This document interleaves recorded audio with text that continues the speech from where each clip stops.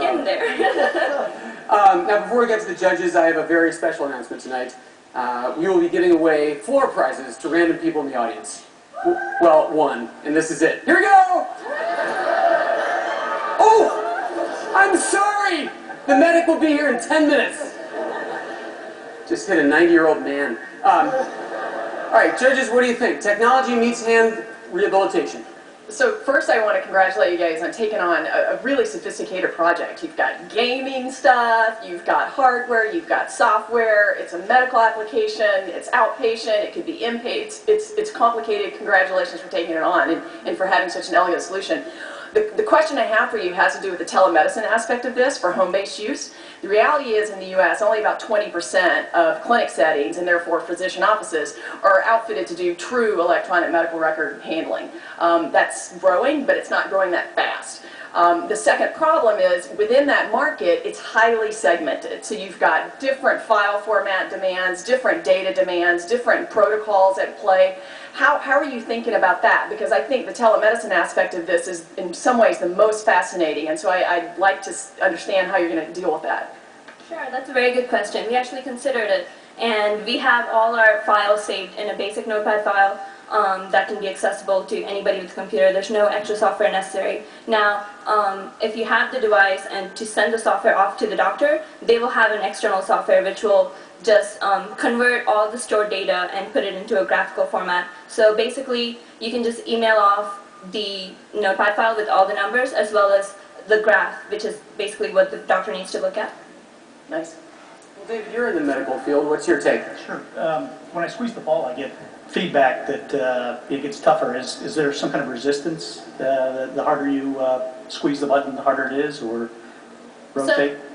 Sure, it's all dependent upon the software. When you squeeze it, the buttons don't move, but when you put more pressure, the helicopter moves up further. And based on that, we'll have more games doing that as well. And we've also calibrated the device. Even if you maybe have 2 times the strength that I can give, you can still play the same game that I can, because there's individual calibration, and we can set easy, medium, and hard mode based on our own calibrations. Yeah. Please. I can answer the question somewhat more succinctly. So kind of just squeeze it like a stress ball. Oh, okay, so they don't move at all. The buttons do not move at all. Okay. So it's all electronic. You could do multi-touch. I could zoom, rotate. Actually great, because it can be set where you can use total grip strength or just 1 finger at a time or 2 fingers at a time. This individualized finger movement thing is not available on any devices out there. And speaking of finger movement, I see that all of you stopped using a stress ball. Now think about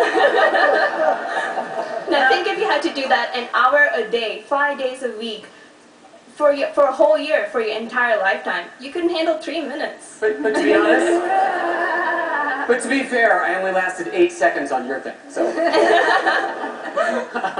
Paul, what do you think? How big is this market? I mean, how big could this product be? There are 30 million people in the US with hand weakness, and that sounds like a large number, but when we think of hand weakness, we only think of people affected by stroke or carpal tunnel or arthritis, but there's so many out there. People who get into accidents, work injuries, sports injuries, all these people, not all of them, but some of them have to have hand surgery, and they need to go in for that. They need to go into rehabilitation after that surgery. People with complex pain regional syndrome or hand edema. Hand edema can be caused by cardiovascular disease or breast cancer. This causes swelling in your arm, and this exercise that our device is capable of doing helps increase that blood flow, which helps you reduce that swelling and gain back that independence that you once had. And can David hook this up to his Atari 2600?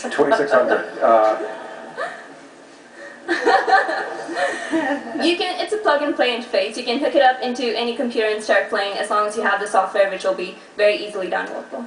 Actually, that's kind of a cool idea. Right now, all that force is just dissipating. You're directing it to a laptop, but the actual force itself is wasted. Imagine, if you will, in version 2.0, you've sold 30,000 of these things. You harness the actual force and do crowdsourced manual labor.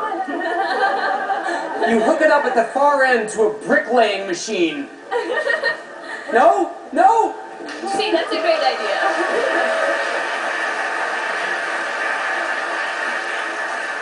Your idea, absolutely free. No patent attorney needed. David, I think I might have just cut you off. You looked like you had one follow-up question. Can you use it left hand, right hand, or is it Yes, hand it's specific? designed so that it can be used by any hand, left or right. Can we get cut the rope while we're at it? Not just Angry Birds. Cut the rope, please. I thought you said, can we get a cutthroat for just a minute? And I thought you were going to say, you people are awful! The thing that bothers me in today's Inventure Prize ceremony, I must say, is the discrimination on display. It's terrible. All this stuff about hand, hand, hand. What about people with foot injuries? Exactly, so this is just the starting.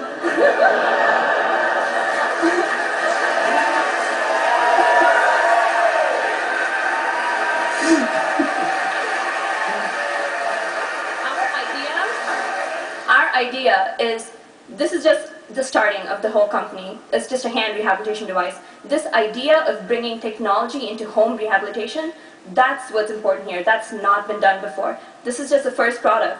When we build our company, we'll go through products for the entire body. Wow. All right, you put me in my place. Bahara, rescue me. Where are you, Bahara? David,